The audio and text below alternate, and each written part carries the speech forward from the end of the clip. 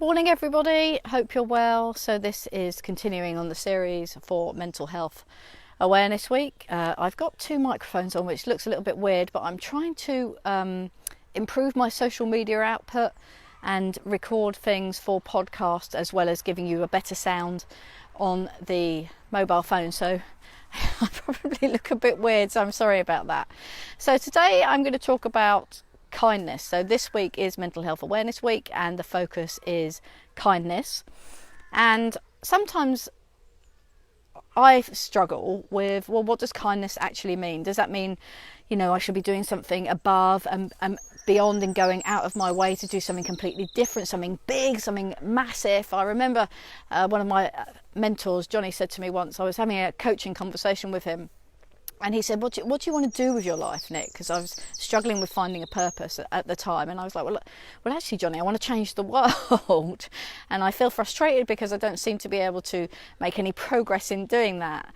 And he gave me an amazing piece of advice, which was start changing the things that you can change. So start focusing on your immediate surroundings, the people that you come into contact with every single day. This was before I became a negotiator. And he said, every time you meet somebody, you're selling yourself.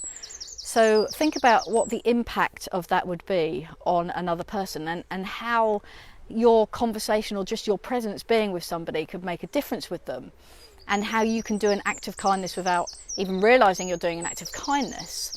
So I went away and I thought about this, and I thought, actually, what he's saying is really true, that you don't have to do this massive thing. You don't have to go out and raise thousands of millions of pounds for charity, although that is, morning Tony, although that is absolutely amazing, and people do that are brilliant, and I'm taking nothing away from that.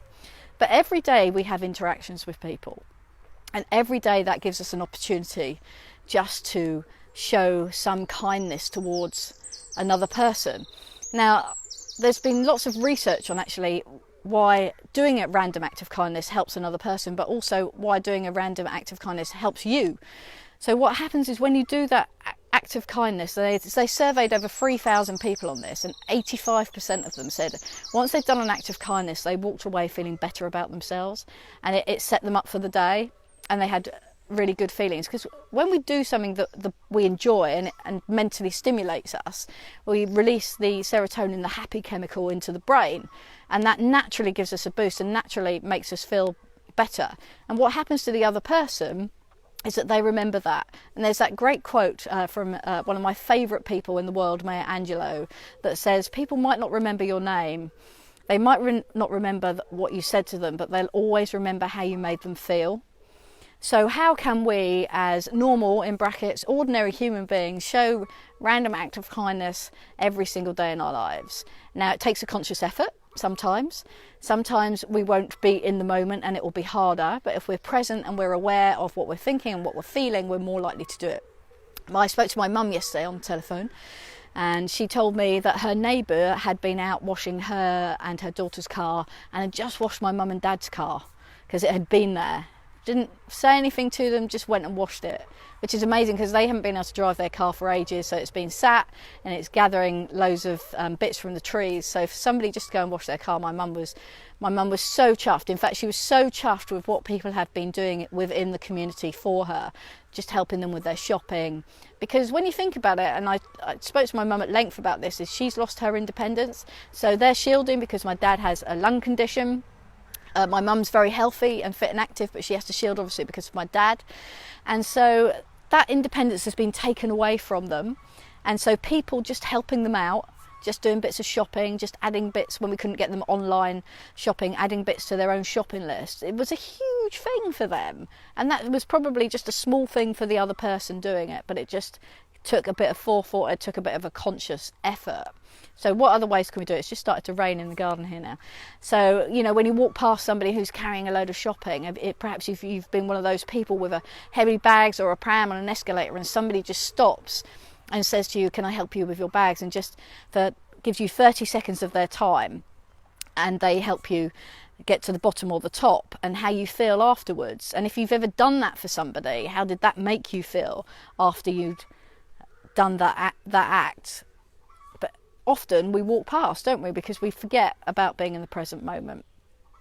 So being kind to somebody doesn't take a lot. I found certainly over the years of negotiation that actually just being present with somebody, just being in the moment, just sitting with somebody, just listening to somebody, just picking up the phone, just sending a text message. There's been times when perhaps I've been having a particular challenge or a bad day, and often you'll hear the words, won't you, that people will say to you, I didn't want to disturb you because I know you're busy. And sometimes you just want to be disturbed and you just want a random text that says, hey, how are you getting on?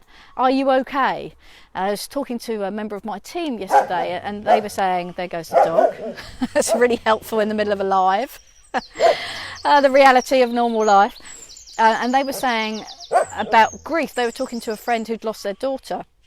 And they had said that one of the hardest things that they found was that people would actually cross over the road because they didn't want to have the conversation, or they didn't know how to have the conversation. That's not a judgment on people that do that, but sometimes, hang on a second, I'm just going to ask Cora to be quiet. Cors, thank you, thank you, thank you. Here we go, sorry about that. Always has the last word. What is that all about? And that's not a judgment on people that cross the road, because having those conversations are often very difficult. But sometimes you don't even need to address the conversation because people will or they won't talk about it. You just have to, morning Jason, how are you?